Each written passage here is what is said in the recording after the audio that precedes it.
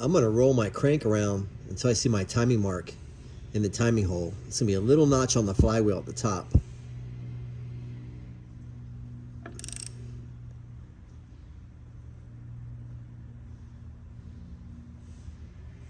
There it is. There's my timing mark on the flywheel. That's my front cylinder top dead center mark.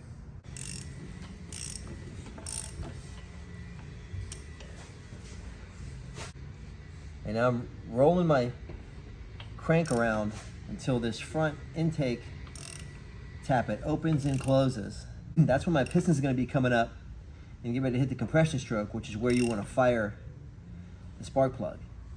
So with my top dead center flywheel timing mark in the timing hole and the front piston at top dead center on the compression stroke, I'm going to go ahead and roll my crank back to about 45 degrees. There's no advance mark on this because this is a WR race engine, so there's no timing advance mark on it. But here's how I'm going to show you how I do this. So the crankcase has webbing on it. There's a horizontal web there that you would be at 3 o'clock.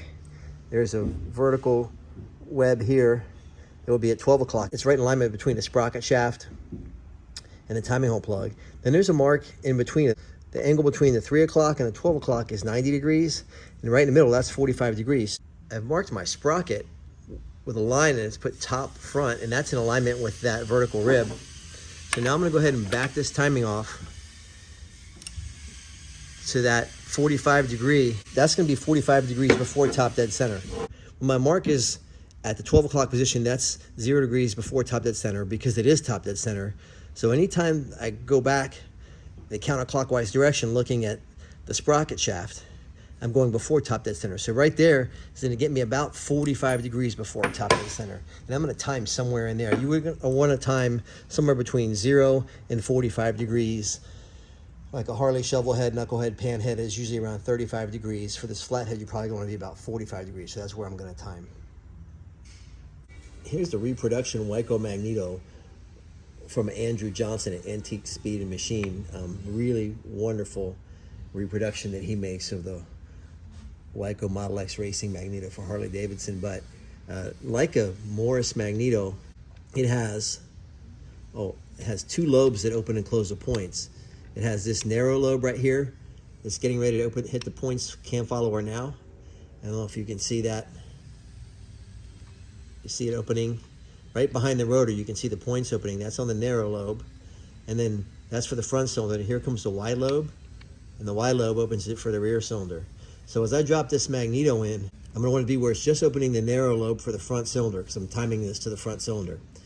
So I'm going to go ahead and drop the Magneto in. And when I drop the Magneto in, because it has the helical gear, the gear is going to spin. As I drop it down, the helical gear is going to spin like this. It's actually going to advance my armature. So I want to start off with some extra timing retardation so that when I drop it in, it rolls right into time for me. Okay, here I go. I'm going to drop the Magneto in. And you'll see as I drop it in how the armature rotor spins around in a clockwise direction. I know I'm way too retarded here because right there is my narrow lobe. And the timer cam follower on my points is way over here. So I need to lift it up and see how I lift up. The helical gear is going to spin it around counterclockwise. I'm just going to lift it up to disengage the helical gear and come around this way. And then now here I'm going to drop it in. Okay, now I've got the Magneto set up where when my mark is at 45 degrees, if I just start to advance the Magneto, you see my points just opening up. So that's where I want to have this thing set to start. I can fine tune it from here, but this is a good range for me to start it.